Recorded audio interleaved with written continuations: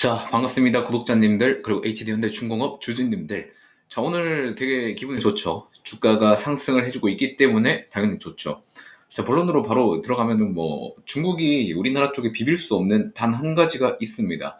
저게 뭐냐면은 FSRU라는 거예요. 근데 이거는 그 선박이라기보다는 그 해양 플랜트입니다. 해양 플랜트라서 LNG를 옮기는 터미널 같은 느낌? 그런 느낌으로 보시면 될 것 같은데, 이 해양 플랜트가 7개월 만에 가격이 13%나 상승을 했다고 합니다. 이러한 소식 때문에 조선 전체적으로 좀 분위기가 좋은 상태인데, LNG랑 FSRU의 차이점은, LNG는 액화 천연가스, 그러니까 천연가스를 옮길 때 이제 배를 사용하게 되는데, 가스로 옮기면은 부피 대비 효율이 되게 낮잖아요. 그래서 그 가스를 액화시켜서, 저온으로 액화시켜서 옮기는 배가 LNG 선박이에요. 자, 그런데 FSRU 같은 경우에는 이 액화 천연가스를 해양에서 시추하기도 하고 옮기는 데에 터미널 역할도 같이 하고 약간 이런 기능을 하는 해양 플랜트라고 보시면 됩니다.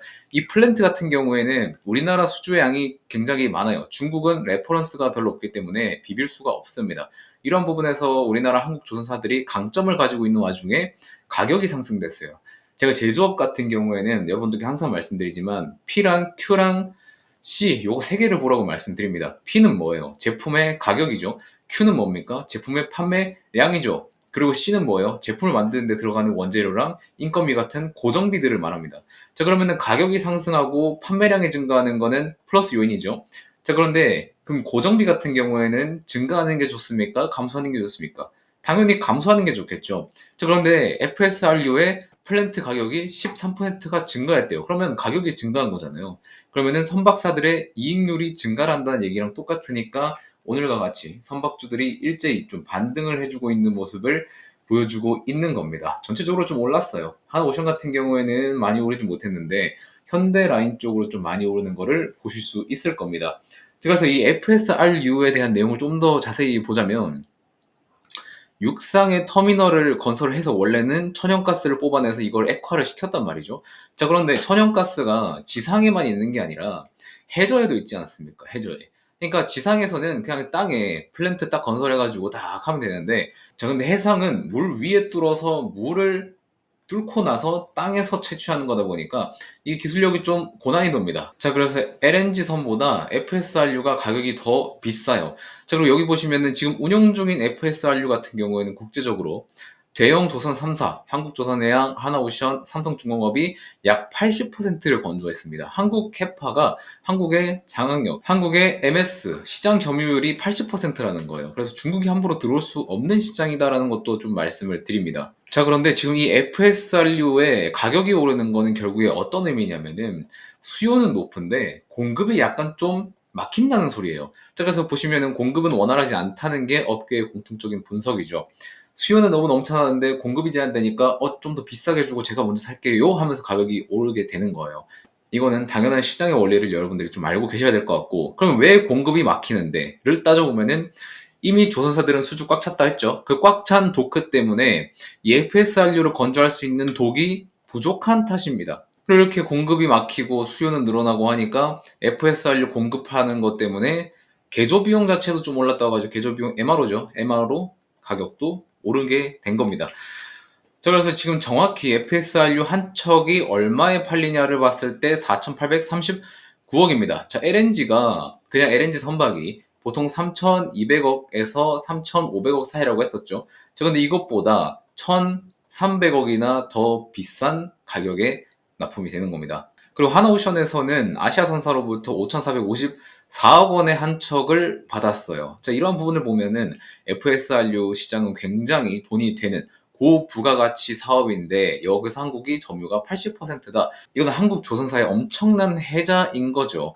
자, 그런데 그러면은 이 시장에서 왜 우리는 HD현대중공업을 봐야 되냐를 따지고 봤을 때는 지금 전 세계에 가동 중인 FSRU 41척 가운데 현대중공업이 13척, 하나오션이 12척, 삼성중공업이 7척을 점유해서 지금 80%를 차지하고 있는 거예요.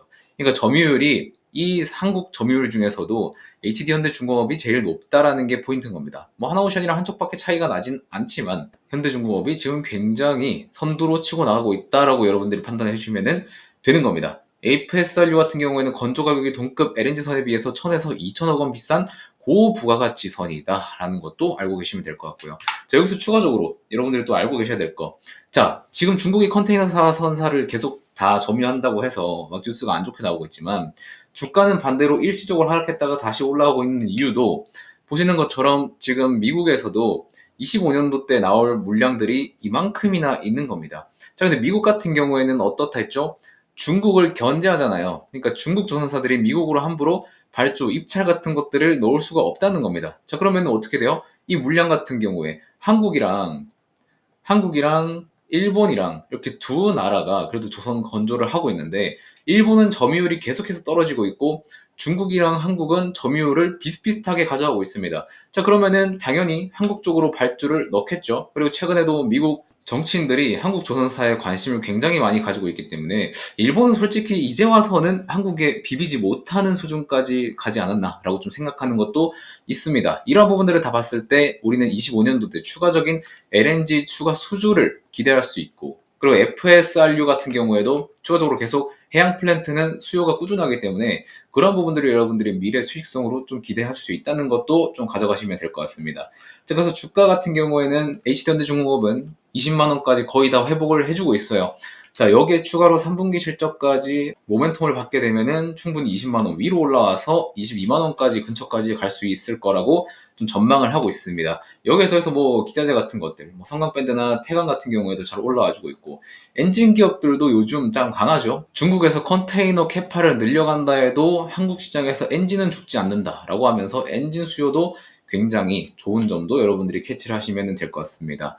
HD현대 마린 엔진 같은 경우도 잘 올라와주고 있고, 마린 솔루션, 얘네가 MRO죠. MRO 쪽도 잘 올라오고 있는 상황이다라고 보시면 될 것 같다는 말씀 드립니다.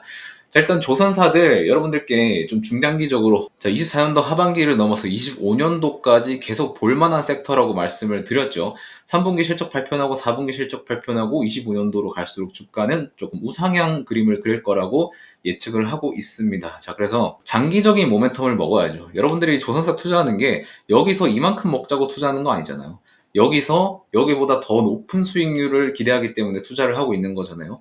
그런 것들을 다 감안하시고 좀 장기적인 텀으로 여러분들이 시장을 바라보셨으면 좋겠다는 말씀 드리면서 여기서 영상 마무리하도록 하겠습니다. 오늘 내용도 좀 마음에 드셨으면 구독과 좋아요 한 번씩만 꼭 부탁드리고 저는 다음 영상에서 또 좋은 내용들 가지고 여러분들께 찾아뵙도록 하겠습니다. 고맙습니다.